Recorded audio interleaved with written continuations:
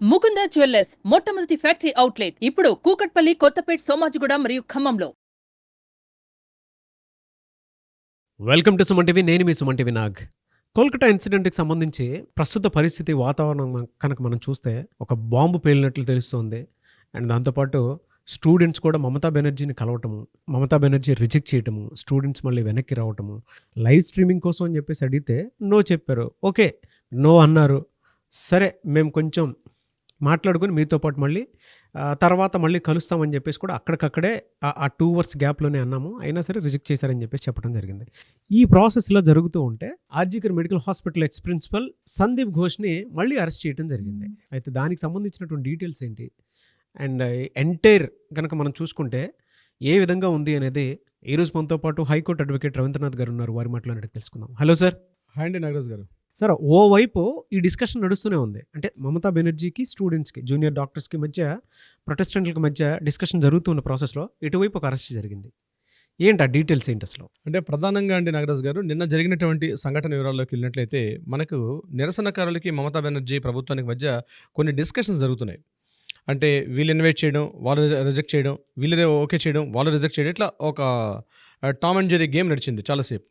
అయితే ఇదే పరిస్థితిలో నిరసనకారులు నిన్న సాయంత్రం 6:45 మమతా బెనర్జీ గారి ఇంటికి వెళ్ళే సమయంలో కొన్ని సంఘటనలు జరగడం జరిగింది. అయితే నిన్న మధ్యాహ్నం అంటే 1 గంటకి మమతా బెనర్జీ గారు తన ఇంటి నుంచి బయలుదేరి ఎక్కడైతే నిరసనకారులు ధర్నా చేస్తున్న ప్రదేశానికి అయితే ఈ స్వాస్థ్య భవన్ దగ్గరికి వెళ్ళారో, అదే సమయంలో 1:45 సుమారుగా 1:45, 2 గంటల నిమిషాలకి బ్లాక్మెన్ స్ట్రీట్ అని చెప్పి మనకి ఎక్కడ వస్తుందంటే అది బెనర్జీ రోడ్లో ఉంటుంది.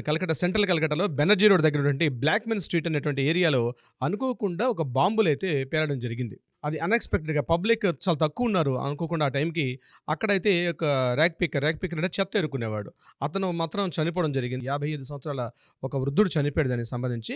బట్ ఏదేమైనప్పటికీ కూడా అట్ ద సేమ్ టైం పక్కనే ఇది యాక్చువల్గా టల్టాలా అన్నటువంటి ఆ పిఎస్ పరిధిలోకి వస్తుంది. ఒక ప్లాస్టిక్ గన్నీ బ్యాగ్లో మరికొన్ని బాంబు తాలూకా కొన్ని బాంబ్స్ కూడా అక్కడ దగ్గరలో దొరికాయి కూడా.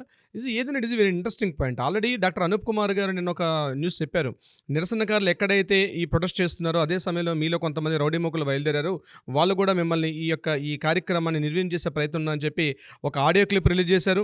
అట్ ద సేమ్ టైం వాళ్ళు అందులో ఒక పర్సన్ కూడా సంజయ్ దాస్ అని చెప్పి ఒక పర్సన్ కూడా అరెస్ట్ చేయడం జరిగింది. అంటే నిన్న చాలా ఒక సినిమాటిక్ ఫక్కీలు జరిగాయి. ఒకవైపు బాంబ్ అటాకింగ్ జరిగింది ఒక సైడ్, దాని వెనకాల ఎవరున్నారు ఏంటని చెప్పి సిబిఐ ఇన్వెస్టిగేషన్ చేస్తుంది. అట్ ద సేమ్ టైం నిరసనకారుల మధ్యలో ఆడియో క్లిప్ రిలీజ్ కావడం, మమతా బెనర్జీ గారు తన ఇంటి నుంచి ఆ నిరసనకారుల దగ్గరికి వెళ్ళడం, నిరసనకారుల వల్ల నేను సాయంత్రం రావడం, ఇదంతా ఒక సినిమా ఫక్కీలో జరిగింది. నిన్న జరిగిన సంఘటనలు మొత్తం మన పరిశీలన చూస్తే ఈవిడ సింపతి కోసం ఎటువైపు వెళ్ళారు నిరసనకారుల దగ్గరికి, ఇటువైపు బెదిరింపు చర్యలు అంటే బాంబు ఎక్స్ప్లోజన్ ఇవన్నీ చూస్తూ ఉంటాయి. సినిమాటిక్ అండి కంప్లీట్. డెఫినెట్గా అంటే ఒక రకమైనటువంటి భయోత్పాతం కలిగించడం, ప్రజల్లో ఒక భద్రతా భావాన్ని కోల్పోవడం. ఆ బాంబు పేలిన ప్రదేశం కూడా బాగా జనరద్దీ ఉన్నటువంటి ప్రదేశం కూడా కాదు. సో వర్షాలు పడడం వల్ల అక్కడ చాలా జనసంచారం చాలా తక్కువ ఉంది కాబట్టి ప్రాణహాని చాలా తక్కువ జరిగింది. కేవలం ఒక పర్సన్ చనిపోవడం. అంటే జనరల్గా బాంబు పెట్టే వాళ్ళు ఎక్కడ ఉంటారు? జనరద్దీ ప్రాంతంలో పెడతారు. అంటే ఇది నిజంగా ఒక ఇంటెన్షన్, అంటే ఏదో సిచ్యుయేషన్ చేయాలి, నిరసనకారుల మీద ఒక భయోత్పాతాన్ని కలిగించిన ఉద్దేశంతో జరిగినట్టు సంఘటనగా దీన్ని అభివర్ణించవచ్చు. దీని మీద సిబిఐ వాళ్ళు ఇన్వెస్టిగేషన్ చేస్తున్నారు, చాలా సంఘటనలు జరుగుతున్నాయి. ఇదిలా ఒక పక్కన ఉండగా రెండో సంఘటన ఏంటంటే సందీప్ ఘోష్ గారు, RG Kar medical college X principal అంటే సందీప్ ఘోష్ గారి మీద ఒక ఎఫ్ఐఆర్ నమోదైంది. అయితే చాలామందికి ఒక డౌట్ ఏంటంటే ఆల్రెడీ ఎఫ్ఐఆర్ నమోదైంది, ఈయన ఆల్రెడీ సిబిఐ వాళ్ళ ప్రెసిడెన్సీ సెంట్రల్ జైలు ఉన్నాడు, ఆయన ఆల్రెడీ ఇంటరాగేషన్స్ అవుతున్నాయి, మళ్ళీ కొత్త ఎఫ్ఐఆర్ ఏంటని చాలామందికి డౌట్ వస్తుంది. అయితే మనం ముందు నుంచి చెప్తున్నట్టుగా నాగరాజ్ గారు, ఏదైతే ఈ యొక్క రేప్ అండ్ మర్డర్ సంబంధించి ఇప్పటి వరకు కూడా ఒక్క ఎక్యూజ్ నుండి సంజయ్ రాయ్ని మాత్రం అరెస్ట్ చేసే తప్ప ఇప్పటివరకు సందీప్ ఘోష్ మీద అరెస్ట్ జరగలేదు. ఇంక ఎవరిని అరెస్ట్ చేయలేదు. ఓన్లీ ఏకైక వ్యక్తి ఉన్నారు, అతను సంజయ్ రాయ్ అని చెప్పుకోవడం జరిగింది. అయితే నిన్న సాయంత్రం 5 గంటలకి 5:30 సమయంలో సిబిఐలోని కొన్ని ప్రత్యేక దర్యాప్తు బృందాలు ఫస్ట్ టైము సంఘటనకు సంబంధించి ఎఫ్ఐఆర్ నమోదు చేశారు, సంజయ్ రాయ్ని కాకుండా సందీప్ ఘోష్ మీద. ఇది గుర్తించాలి. సో నిన్న జరిగిన ఎఫ్ఐఆర్ దేని మీద జరిగిందంటే ఏదైతే సంఘటన జరిగిందో ఆ సంఘటనకు సంబంధించి ఎఫ్ఐఆర్ నమోదు చేశారు.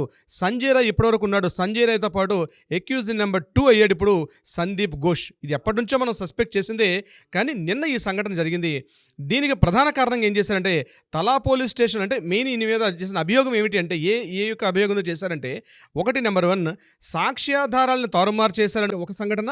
రెండోది సాక్ష్యాలను తారుమారు చేసే ప్రయత్నంలో ఎవరైతే అనుమానితులు ఉన్నారో అనుమానితులకు సహాయం చేశాడు అన్నటువంటి నెపం మీద మరొక రెండు పాయింట్స్ మీద మేము ఇతను కస్టడీలో తీసుకుంటామని చెప్పి సెల్డా కోర్టుకు రిక్వెస్ట్ ఇచ్చారు.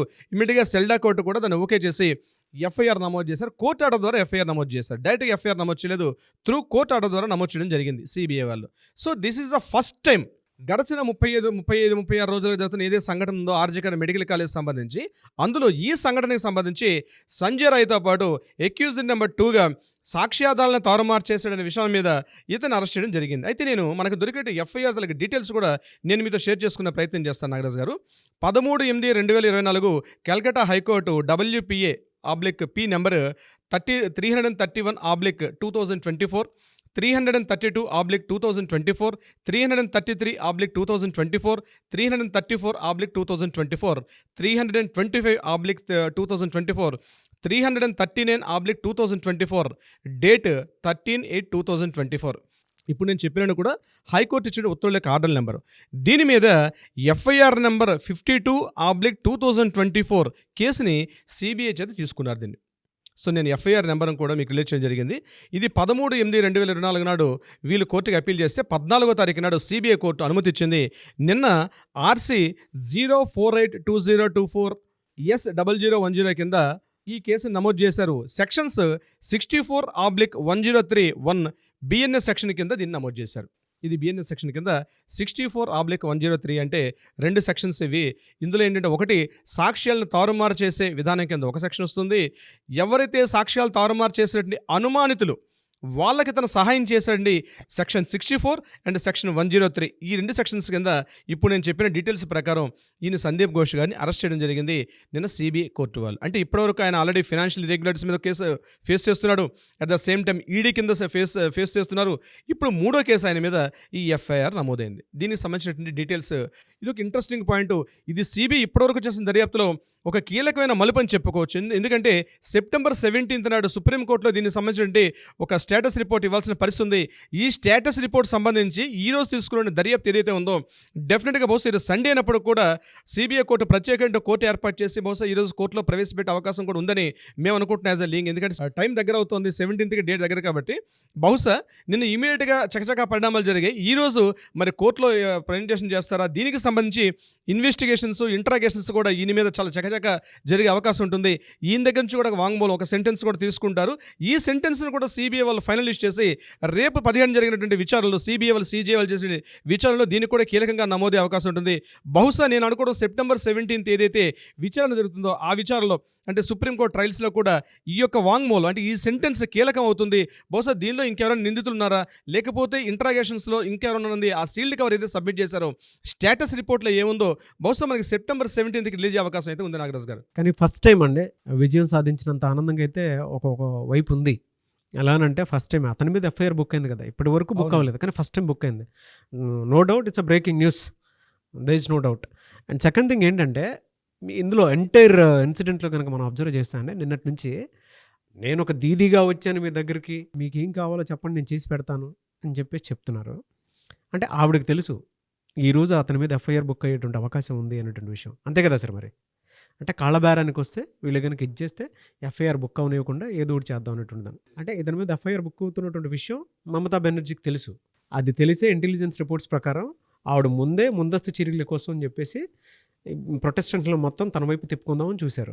ఆ టైమింగ్స్ కూడా చూడండి, ఆవిడ ఫస్ట్ వెళ్ళేటప్పుడు ఫస్ట్ కలిసినప్పుడు మేబీ ఇదే లాస్ట్ అటెంప్ట్ అని చెప్పకనే చెప్తూనే అక్కడి నుంచి కదిలి దాని తర్వాత మళ్ళీ ఈవినింగ్ అవర్లో అదే ఒక 3 hours గ్యాప్లోనే మళ్ళీ మీరు ఇంటికి రండి మనం మాట్లాడుకుందాం అని చెప్పేసి చెప్పటం.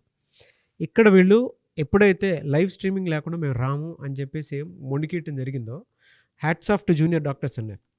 No doubt great analysis Nagaraj garu. మీరు కూడా 36 రోజులుగా మీరు పరిశీలిస్తున్నారు కాబట్టి మీకు కూడా జరుగుతున్న పరిణామాలు ఏం జరుగుతున్నాయి, స్టెప్స్ ఏంటుంది, మీ అనాలిసిస్ కూడా చాలా అద్భుతంగా మీరు చెప్పారు. నిజంగా ఫ్యాక్ట్, ఎందుకంటే అక్కడ జరుగుతున్నాయి మీరు కరెక్ట్గా డిస్క్రైబ్ చేశారు విషయాన్ని.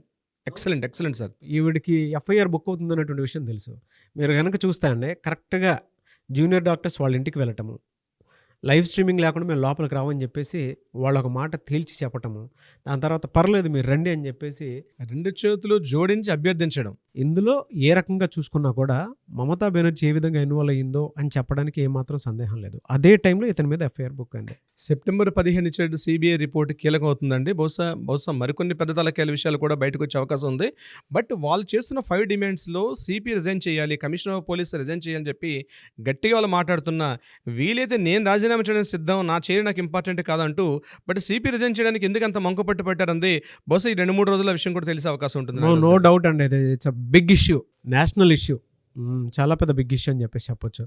డెఫినెట్గా దీనికి సంబంధించినటువంటి అప్డేట్స్ మరి కొద్దిసేపట్లో కూడా మనకు తెలుస్తుంది. కాబట్టి what ever the reason we want justice, we demand justice. So డెఫినెట్గా మనతో పాటు మన ఆడియన్స్ కూడా పెద్ద ఎత్తున దీనికి సంబంధించినటువంటి అప్డేట్స్లో మంచి కోసం మనతో పాటు ఉంటారని కూడా అనుకుంటున్నాను నేను. ఎలాగో ఇది ఫస్ట్ ఎఫ్ఐఆర్ బుక్ అవటమే పెద్ద అచీవ్మెంట్ అని చెప్పేసి చెప్పడం. రెండోది స్టూడెంట్ యూత్ ఒకే మాట మీద నిలబడి లైవ్ స్ట్రీమింగ్ లేకుండా మేము లోపలికి రాం చెప్పడం కూడా really great thing, great achievement అది. Yes and hats off to you sir, great knowledge, great information. Thank you అండి, thank you so much Ravindranath garu. Thank you so much Nagaraj garu. Suman టీవీలో మీ పర్సనల్ అండ్ బిజినెస్ ప్రమోషన్స్ కోసం కింది నెంబర్కి కాంటాక్ట్ చేయండి.